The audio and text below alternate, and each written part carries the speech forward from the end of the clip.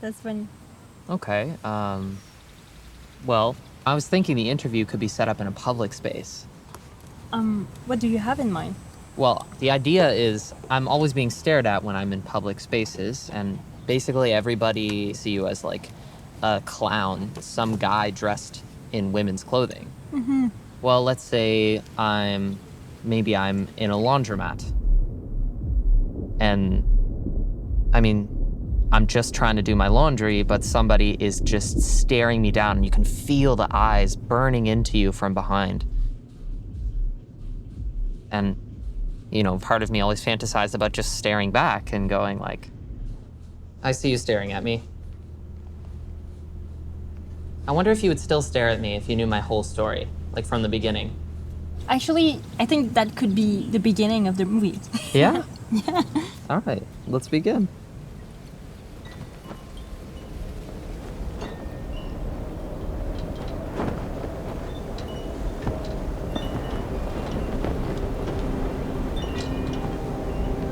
I used to live in a small fishing town called Prospect in Nova Scotia.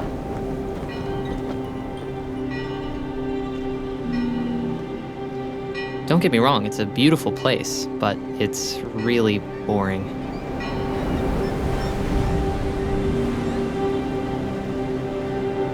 Growing up there as a kid, there's just nothing to do.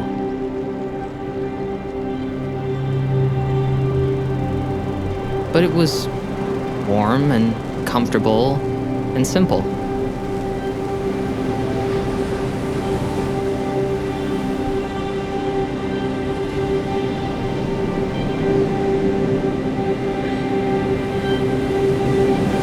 Well, back then I was just one of the boys. But it seemed like already people could tell that I was a bit different. I remember at the time, I was completely oblivious to all of society's expectations of me being a boy and all that. I just didn't think about it at all. I just looked and acted the way that felt normal to me.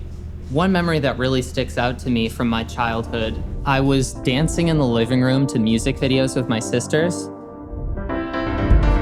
And we were all dancing pretty femininely. And my dad walked in and he was like, no, Coop, you don't do that part. You do the guy's part.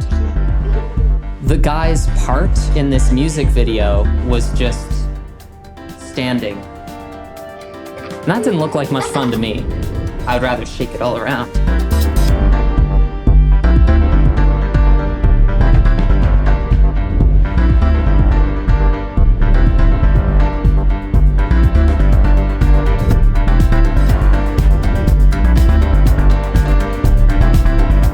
When puberty hit, everything changed.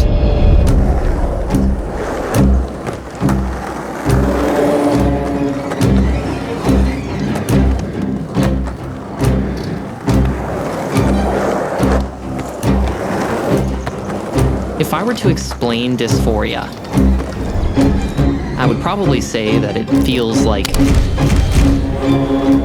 you are trapped inside an outer crust, and it's just weighing you down.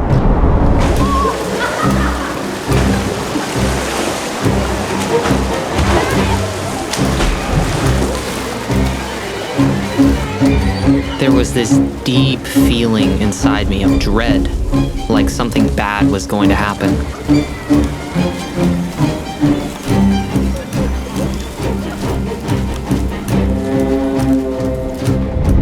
Somehow, I felt that the more masculine I became,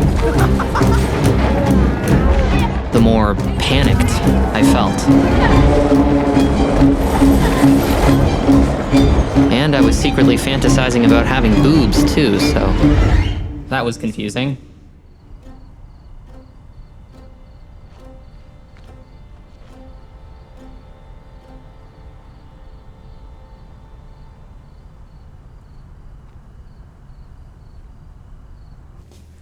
Once I realized that what I was going to was somehow linked to my body and my appearance, I figured that I should start doing research online.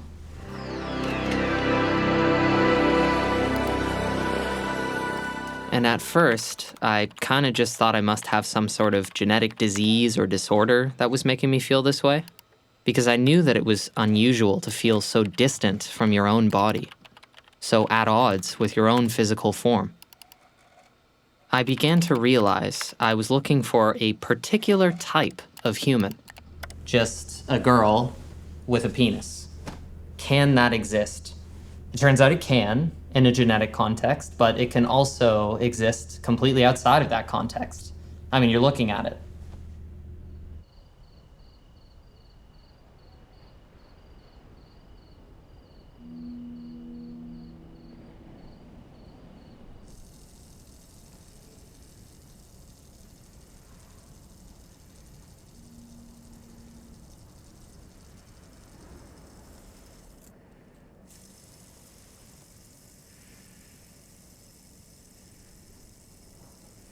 I remember when I first started accepting my own femininity.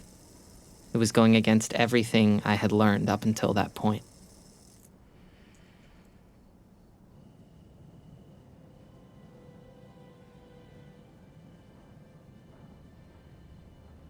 I guess I knew that I was a woman because when I thought those words, it felt more right than anything else I'd ever said to myself in my own head.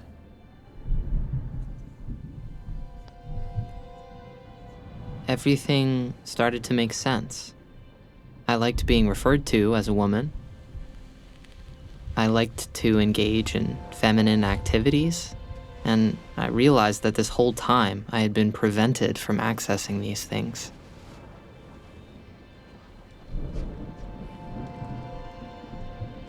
Which makes me wonder, how different would my life have been if I was allowed to access femininity from a young age? I don't know if I would have changed myself in any way. I don't think I would have needed to.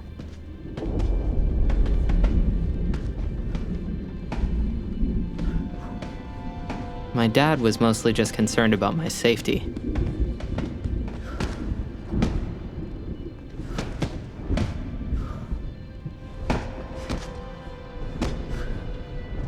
Every day, I'm afraid that somebody is going to attack and kill me.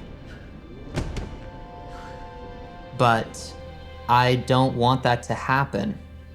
Not because I don't want to die, but because I don't want them to win.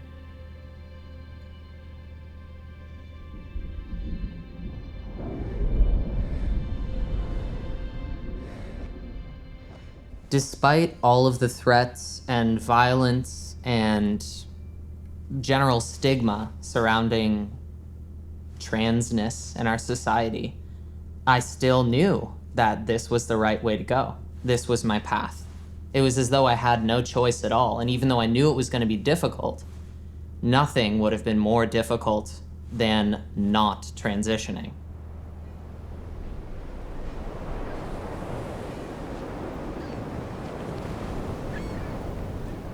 In Nova Scotia, the health system is super old-fashioned.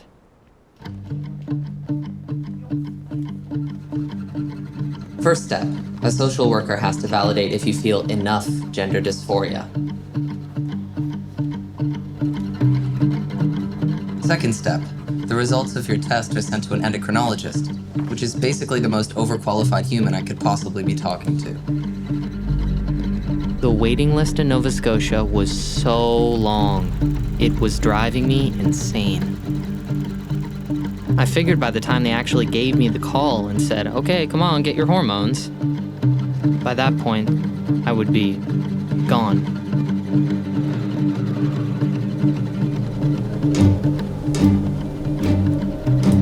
In the course of just one night, I decided to get the heck out of Nova Scotia and pack up all my things and move to Montreal.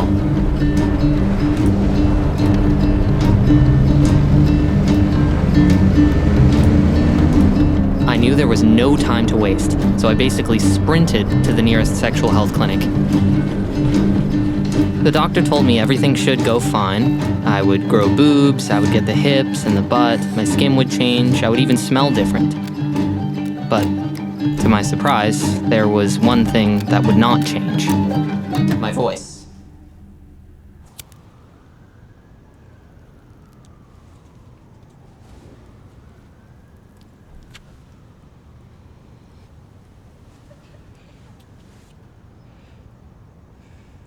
Once the pitch of your voice is lowered by testosterone, it can never come back up again. So for me, that means my voice could never go to a point where the pitch is considered more feminine.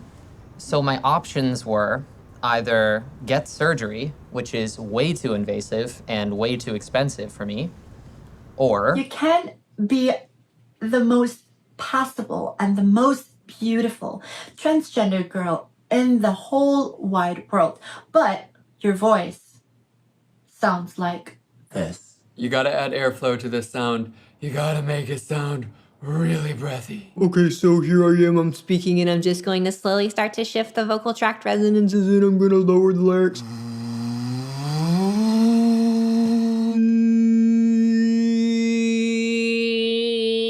Take that idea. And bring the larynx high.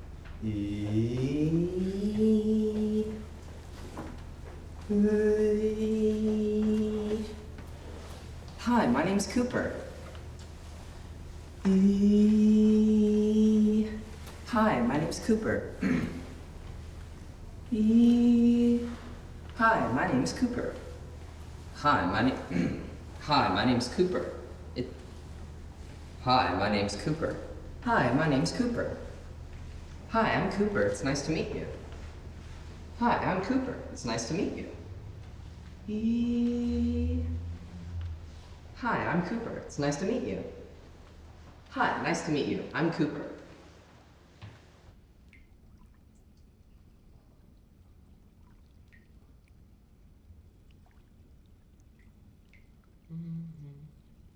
For the moment, it's easy to forget your place.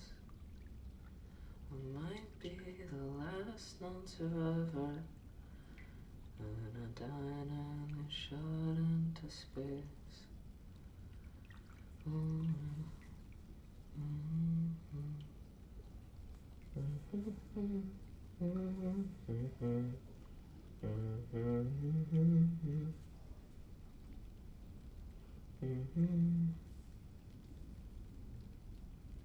Only for the moment, and I just don't even know why. I might be the last non-survivor on an island as big as the night.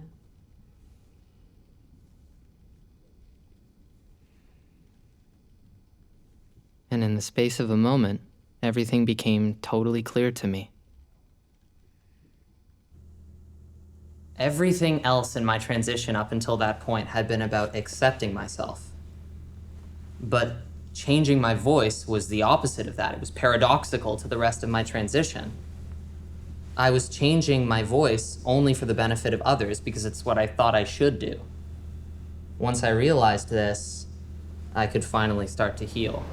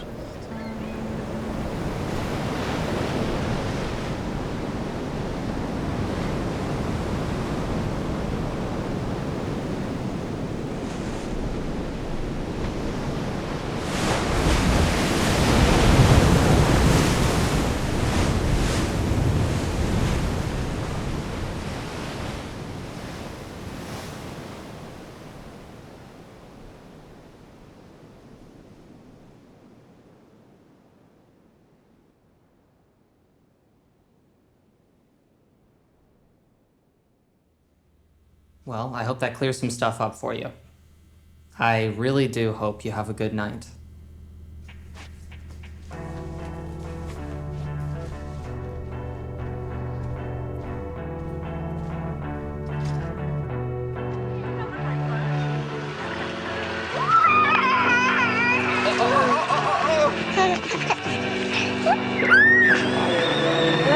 you got there, mister? What is it? Give Michelle another one, Brian. Yay, Cooper! Cooper, that's great. See, there you go. This tastes like vanilla. Mm-hmm.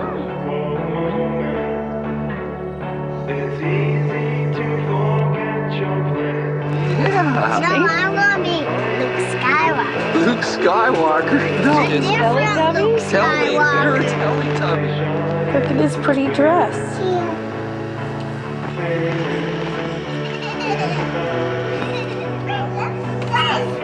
What's that? Can I see him there? Say hi, Cooper. Hi.